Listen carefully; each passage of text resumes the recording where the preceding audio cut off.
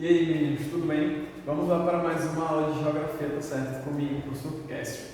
Na aula de hoje eu vou fazer uma correção bem rápida, tá certo? Da nossa atividade, ok? Logo em seguida a gente vai falar um pouco sobre as características naturais da Rússia, tá certo? Então vamos lá para a correção da atividade.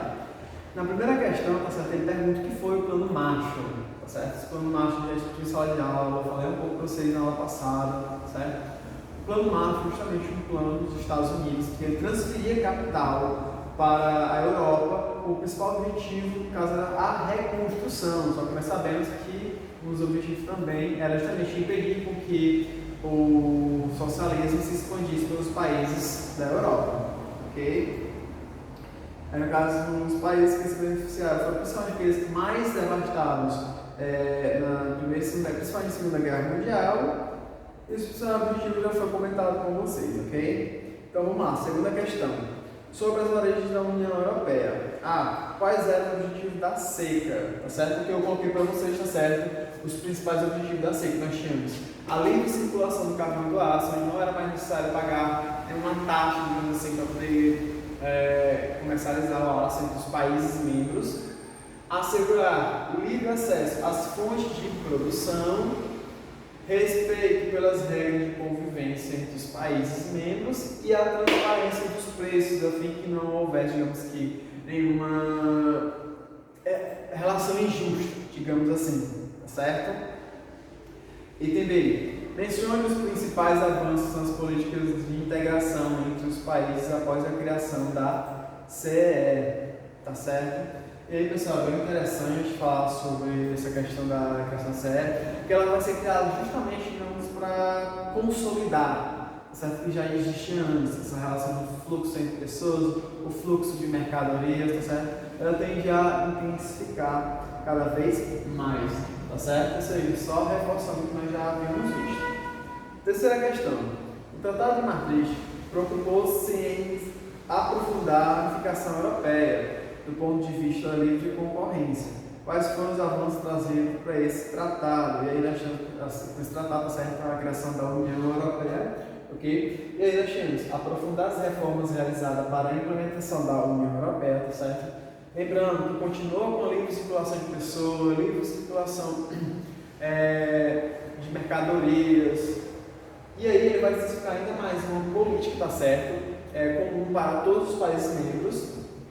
Só que ele vai assegurar, tá certo? A democracia de cada um desses países, tá certo? E além da implementação, tá certo? Do euro, lembrando que nem todos os países que fazem parte da União Europeia, eles adotaram o euro, tá certo? O euro, para quem não sabe, é uma moeda que foi adotada pela maioria, por alguns países da União Europeia, tá certo? Enfim, essas foram algumas das características. Então vamos lá para a próxima questão. A quarta questão é para observar o mapa, certo, de imigração da União Europeia. Item A. Cite 5 países do continente europeu que destacam por apresentar o maior número de imigrantes. Lembrando que imigrantes são aquelas pessoas que chegam, tá certo? No caso aí nós temos em destaque Alemanha, Itália, França, Reino Unido e Espanha. Esses são os principais países que se destacam, no caso, recebendo esses imigrantes, ok? B. Explique por que foi necessária a utilização da mão de obra imigrante em alguns países europeus, principalmente após a Segunda Guerra Mundial. Olha aí, após a Segunda Guerra Mundial, eu havia comentado com vocês que a maioria dos países tinham sido destruídos, ou seja, eles precisavam de mão de obra justamente para reconstrução, tá certo? Ou seja, realmente nesse momento, essa mão de obra de imigrantes ela foi bem-vinda, tá certo? Eles estimularam essa chegada de imigrantes justamente para ajudar, auxiliar na reconstrução. Ok? Então vamos lá para a próxima questão, ok? Leia a reportagem a seguir e responda as questões. Então, vocês fizeram a leitura, né? Para não demorar muito, não vou fazer a leitura, vou diretamente para os itens. Item A. Qual é o assunto tratado no texto? O texto, pessoal, vai abordando justamente os imigrantes clandestinos, certo? B. Quais países estão sendo utilizados como porta de entrada para a Europa? Os principais é a Itália e a Grécia. O principal objetivo é que são países mais frágeis, que não têm uma forte intensificação para vigiar as suas fronteiras, ok? Sexta questão. Leia o texto abaixo, publicado no Jornal Brasileiro. Após os atentados terroristas que ocorreram na França em novembro de 2015 e responde as questões. Item A. Que mudanças foram propostas no Tratado de Schengen segundo as informações apresentadas no texto? No caso aí, pessoal, no caso ele propôs intensificar ainda mais a questão dos imigrantes, ou seja, dos turistas que iam para os países da Europa, certo? Uma intenção justamente de dificultar um pouco mais, de saber quem estão entrando, a questão de ser entrada de uso de armas, enfim, só justamente para evitar possíveis atentados novamente. B. Explique a relação entre os ataques à França e as mudanças propostas. No caso aí, após os atentados, eu também comentei com vocês, eles tornaram, digamos que, mais rigorosos essa questão de chegada com os imigrantes. Só lembrando, pessoal, que na Europa nós tínhamos a livre circulação de pessoas, mas, ou seja, eles não tinham, digamos que, essa intenção, tá certo, de fazer essa vistoria. Mas após esses atentados, esse espaço se tornou mais intenso, digamos assim, a vistoria dos turistas, tá certo? E os documentos legais daqueles que estavam lá, tá certo? Dos imigrantes que estavam morando lá. Ou seja, ele intensificou ainda mais, ok? E a sétima questão é uma pesquisa, tá certo? No caso, essa pesquisa eu vou ter que ver o que cada um de vocês fizeram, tá certo? Então é isso. E agora, pessoal, nós vamos dar início, tá certo, ao nosso conteúdo, falando justamente sobre as características naturais da Rússia. Nós temos um fato da extensão do território, o relevo da Rússia, assim como alguns dos recursos hídricos e a sua importância, o clima e a vegetação, tá bem? Então vamos lá. No caso, pessoal, como vocês já sabem, na verdade, a Rússia, ela viveu um regime socialista durante 70 anos, tá certo? Que ela vai acabar por volta da década de 1990. E aí, no caso da Rússia, anteriormente, era que a União Soviética, um dos principais países que faziam parte da antiga União Soviética, tá certo? E aí, vocês sabem que após o fim da Guerra Fria, teve a dissolução, tá certo, da antiga União Soviética, que se tornou várias nações, vários estados independentes, dentre eles o maior deles, a Rússia, tá certo? A Rússia, ela é considerada um país transcontinental, prestem atenção nesse nome, tá certo? Transcontinental. Isso significa que o território russo ele está em dois continentes diferentes. Como nós vimos, tá certo? A União Europeia, ou melhor, desculpa, a Europa e a Ásia, elas não estão separadas. Eles fazem parte de uma mesma massa continental, tá certo? Consequentemente, a Rússia é um dos países, tá certo, considerado transcontinental, por ter o seu território em ambos os continentes, tá certo? E aí, pessoal, a formação do território da Rússia em si, tá certo? Ela vai surgir a custo de diversos conflitos, tá certo? Um processo de expansão do território russo, ele vai gerar vários conflitos, tá certo? E aí essa, digamos, expansão da Rússia, ela vai ser entre os séculos XVI e XVII, tá certo?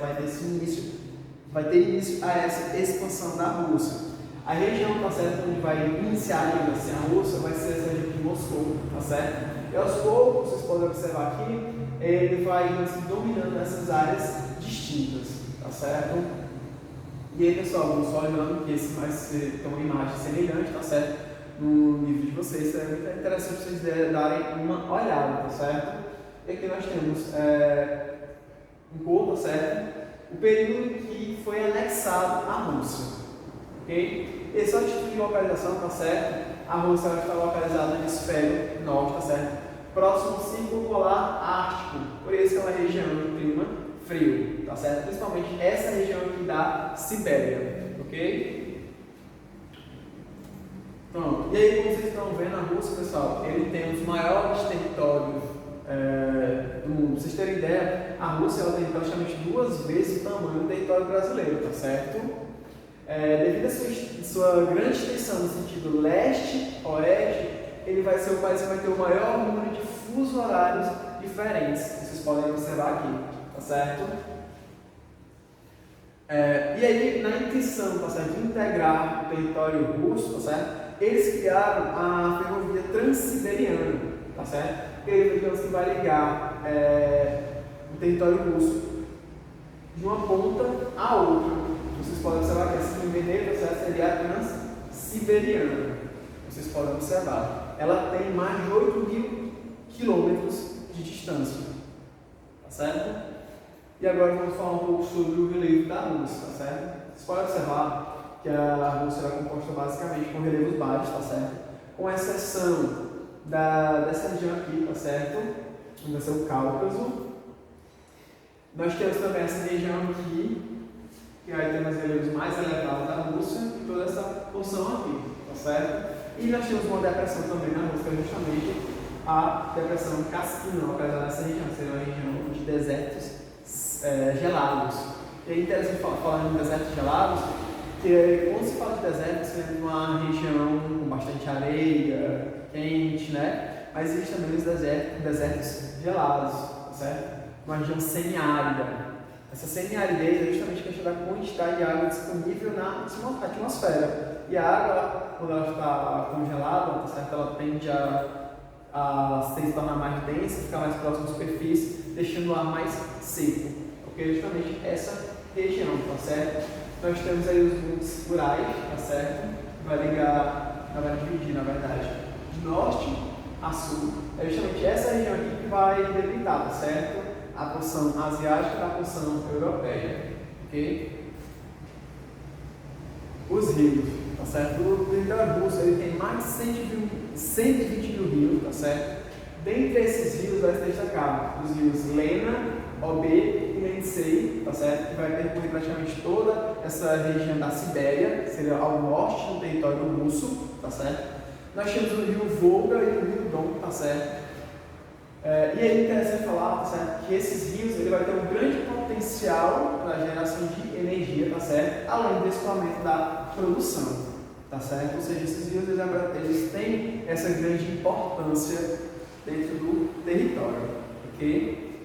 E aí, pessoal, mais uma vez eu falo para vocês que as características climáticas, tá certo, vai estar fortemente relacionada ao tipo de vegetação daquela região, ou seja, de acordo com o tipo climático, vai ser a vegetação, tá certo? E aqui no norte, tá certo? Nós vamos ter a tundra, que essa vegetação ela só aparece nos verões, quando o gelo começa a derreter e vai permitir a formação dessa vegetação, tá certo? Nós temos a floresta boreal, também chamada de taiga, seria o que se assemelharia aos nossos pinheiros aqui no Brasil, tá certo? Que é adaptada às condições de clima frio. Nós temos as estepes e pradárias nessas regiões aqui, tá certo? Em amarelo no sul do território russo.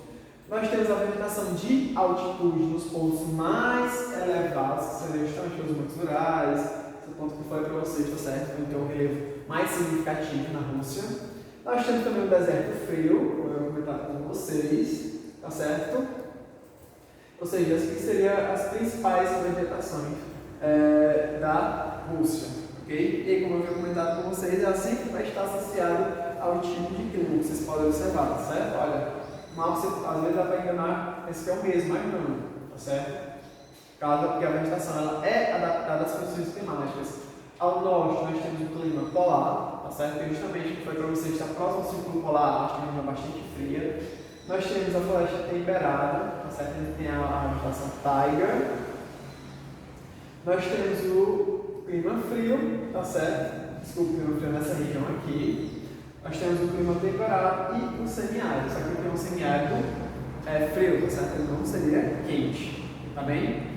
E aí, pessoal, eu gostaria que vocês fizessem a atividade da página 25, justamente falando sobre as características naturais da Rússia. Qualquer dúvida, vocês podem entrar em contato comigo. E um forte abraço, até a próxima!